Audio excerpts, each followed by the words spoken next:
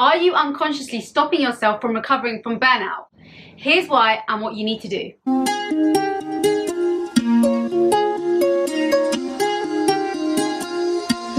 Hi guys, welcome back to our channel. I'm Yasmin. And I'm Nadia. If you haven't subscribed yet, be sure to hit the subscribe button below and the bell so you're notified every time we upload a new video on how to transform your life from stressed and unfulfilled to joyful and balanced. So if you don't already know, Yasmin and I went through many years of burnout when we were studying for our law degree whilst working full time, buying and renovating our houses and climbing up the corporate ladder.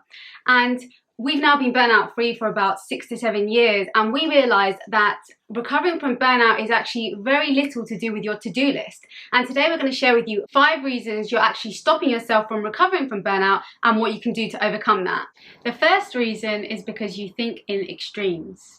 If you have an all or nothing mindset or black and white thinking, and you're constantly thinking in extremes and saying to yourself things like, I either go all in or do nothing, or I either rest and fail or get burnt out and achieve success, or I either enjoy my life and not achieve anything, or I keep pushing and achieve everything. You are never going to want to let yourself recover from burnout because you are making recovering from burnout mean that you're going to fail or not achieve your goals. Thinking in extremes with no scope for an in-between is always going to keep you stuck because you keep associating burnout with success and resting and balance with some sort of failure. If you want to explore whether this is something that's keeping you from recovering, imagine yourself living at a slower pace or being completely burnout free, and listen to the voices and fears that come up for you. Do you instantly think you will stop achieving things or that you won't get to your goal?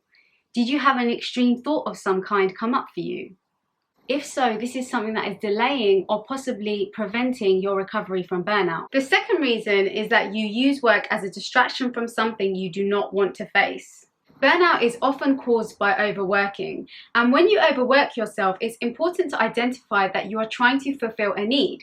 And you may think that the need is financial, but often it's psychological or emotional. One need or benefit may be the avoidance or distraction from facing something in life that you don't want to face.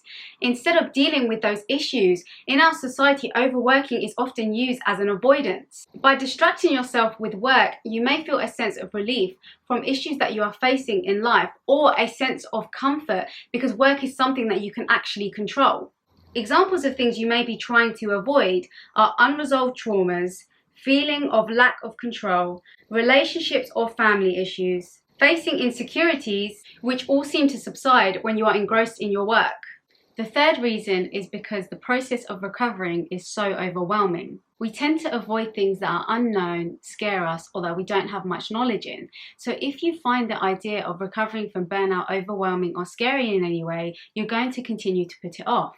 Also, if you're someone who's overloaded and overworked with a never-ending to-do list, then you're probably already feeling overwhelmed. So the idea of adding something else to your list of tasks to do is not going to sound very inviting, and you're going to want to continue to put it off and avoid it. The fifth reason is that when you stop, you feel guilty. Another reason you may not want to put your work away is because the thought of having a lot of space or stopping makes you feel uncomfortable, because when you're not working, you feel guilty. A lot of people struggle with guilt when they're resting, and this is due to mindset conditioning. We have been programmed by things such as hustle culture in our society, schools and parents during childhood, our work environments, which often give us the impression that we are far more acceptable and worthy when we are working hard rather than resting or playing, or what some people call being lazy. These conscious and sometimes subconscious messages and voices that we get during childhood and throughout adult life rise to the surface and make us feel discomfort and guilt when we are not working. The last reason is because you are stuck in your habit. You may not want to recover from burnout if you feel strongly about your habits and think changing or recovering will cause massive disruption or inconveniences to your routines, lifestyle, and the people around you. Changing your habits and routines can be difficult enough, but more so if you have all or nothing thinking and convince yourself that these routines are what keep everything together and keep you successful. These sort of beliefs are going to ensure that you keep yourself from recovering from your burnout. We're now going to give you 6 tools that you can use to help yourself commit to recovering from your burnout. The first tool is to identify what you are running away from and why you feel guilt when resting. In order to stop the pattern of using work as an avoidance, you need to understand what you're running away from. And in order to stop feeling guilty when you rest, you need to learn why you feel guilt. In order to stop feeling stuck in a burnt out life, you need to understand what patterns and behaviors are causing you to remain stuck. The whole goal here is awareness. A lot of the time, our habits and our patterns are subconscious, and that's why it's so difficult to change. We don't necessarily know what's driving our behaviors because we are not conscious of the deeper reasons for our actions. We need to dig a little bit deeper and gain some awareness, and the way that we do this is we look within to understand. We do shadow work. With a compassionate inner voice and lack of judgment for yourself, get into a quiet space, relaxed, and ask yourself these questions. You can either journal on them or just think them through and see what emotions come up for you. How do I feel when I'm not working? Why do I think I feel this way? Am I trying to avoid something? If yes, what? What needs does work satisfy for me? Are there other better ways I can get those needs met other than overworking? These simple questions can bring a lot to the surface that's buried in the subconscious mind. And if done thoroughly, you'll start to understand your behaviors and actions. And once you gain awareness, it can help you to undo beliefs that are keeping you stuck in overwork and burnout. We do have a free masterclass with a step-by-step guide on this to help you start to let go and recondition these old beliefs that are holding you back. We'll link this down below if you want to dive deeper into this inner work. So we just wanted to pop in here to let you know that we're currently interviewing people who have been through or going through burnout for an upcoming project. So if you're happy to share your experience with us, click on the link below to book a quick chat with us. Our next tool is to take small steps. If you're feeling overwhelmed by the idea of facing and dealing with your burnout, then start by committing to and taking very small steps. You're likely feeling overwhelmed because the whole process of recovering seems far too complex and you don't know where to start. So by taking small, simple, easy to execute steps, you can overcome some of that overwhelm. Know that you don't need to do everything at once. You don't need to start meditating, asking and journaling on deep life-changing questions, changing up your entire routine, or working on self-limiting beliefs all at once. Any one of these practices will start to impact how you feel, and once you start to feel comfortable with the first little step you have taken or the new practice you have adopted, it will automatically direct you to the next simple little step you can take.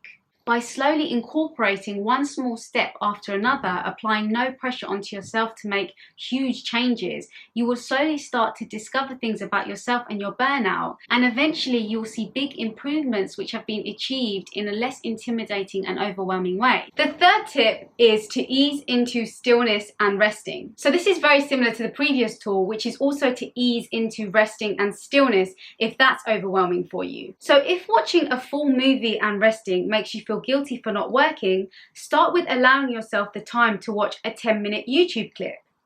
If meditating for 20 minutes brings up a lot of resistance, tell yourself you'll start with a 5-minute guided meditation. If spending the whole weekend with your friend makes you feel like you'll fall behind, commit to a few hours one evening. You don't have to go all in and completely stop and take a massive long break if it's proving difficult for you. Start with small steps and slowly build momentum whilst you're doing your inner work to release those feelings and beliefs that are keeping you in overwork and burnout. We'd love to know, what small step are you going to take to start slowing down? Share it in the comments below. Our next tip is to decide that enough is enough.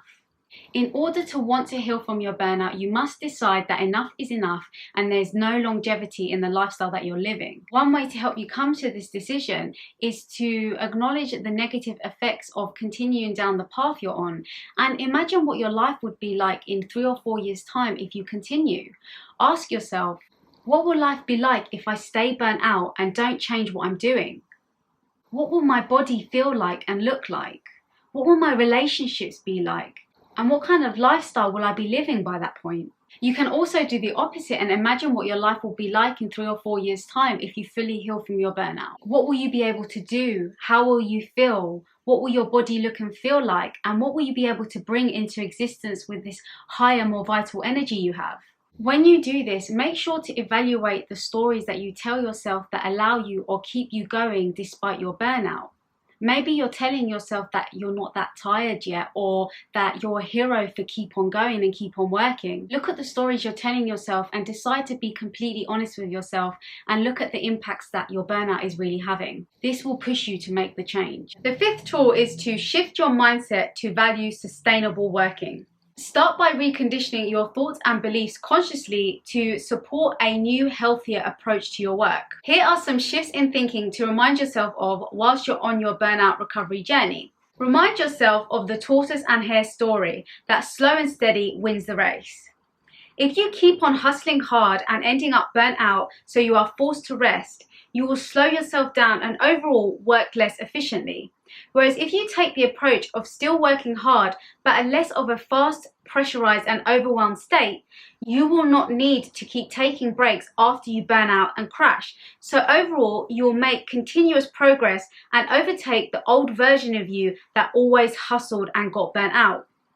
Realize that when you work in a state of alignment instead of pressure and pushing yourself, work is done more efficiently, effectively, and successfully. Ideas do not come to you in a state of stress. They come to you in a place of rest, balance, and presence. If you can work from this state rather than stress, you will far exceed any work that you've previously done in a stressed state. Therefore, by taking some time to get yourself back into a state of balance, it will propel you forward further in the long run.